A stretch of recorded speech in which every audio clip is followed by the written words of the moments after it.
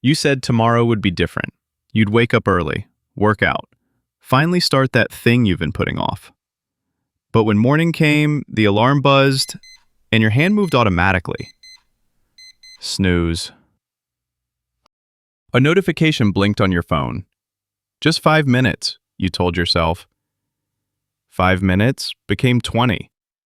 And before you know it, the morning is gone. And that voice in your head says it again. Tomorrow. I'll start tomorrow. But it never happens, does it? You're not lazy. You're not broken. You're just stuck in a loop your brain doesn't even realize it's in.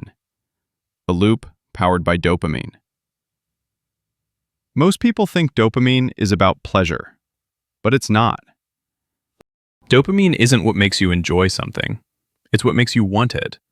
It doesn't spike when you achieve a reward. It spikes when you anticipate one. Modern life feeds this loop. Apps, notifications, quick videos, all engineered to keep dopamine dripping steadily into your brain. But the more you feed it, the less sensitive your brain becomes. The result? Everything else, real goals, real effort, starts to feel harder. You've called it procrastination, maybe even guilt. But it's not laziness. It's your brain trying to protect you. Your brain prefers fast, high dopamine activities over slow, low dopamine ones. It becomes harder to motivate yourself to do hard things, like study, exercise, or focus, when your brain knows it can get a much bigger reward much faster from just scrolling. So your subconscious does what it's designed to do. It looks for an escape, a scroll, a snack, a short video, anything that gives you quick relief, even if it's bad for the rest of you. Psychologists call this emotional avoidance. You're not avoiding the task. You're avoiding the feeling the task gives you. And every time you give in, your brain learns. Discomfort equals danger.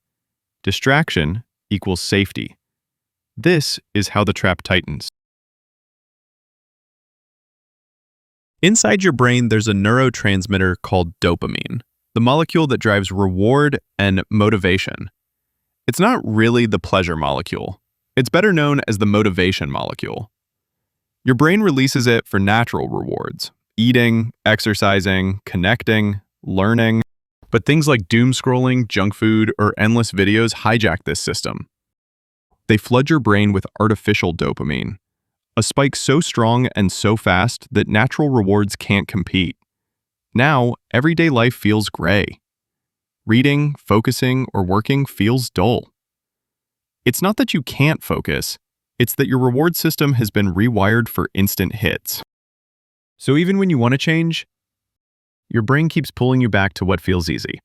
You've been there. It's late. You're scrolling, not even enjoying it anymore. But you keep going. You look around. Messy desk, unopened books, a mind full of tabs.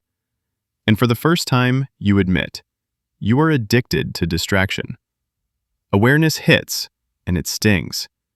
But that moment of clarity is your way out. Because you can't escape what you can't see. Now this is how you start taking your brain back. Step 1. The dopamine reset. Take one day, just one, away from artificial dopamine. No social media, no endless scrolling. The first hours will feel awful. Restless, bored, anxious. But beneath that noise, your mind starts to breathe again. Step 2. Relearn reward. Celebrate progress, not perfection. Write one paragraph. Do one workout. Each small win gives your brain a real dopamine hit, the kind that builds momentum. Step 3. Redesign your environment. Make distractions invisible. Put your phone out of sight while you work. Replace cheap dopamine with natural sources. Music, movement, learning, connection. Step 4. The 10-minute rule. When procrastination whispers, "Not now," say, "Just 10 minutes." Because once you start, dopamine begins to flow. Not from distraction, but from doing. A few weeks from now, something changes. You open your laptop, not out of guilt, but clarity. You finish that project. You feel the quiet pride of consistency. You haven't become perfect, just present. That's what happens when you stop chasing cheap dopamine and start earning it. Motivation doesn't magically appear. It's built, one small action at a time. The less you chase the instant hit, the stronger your natural drive becomes. So ask yourself, what's your biggest dopamine trap right now? And what could your life look like if you stopped feeding it? Because the opposite of procrastination isn't productivity. It's peace.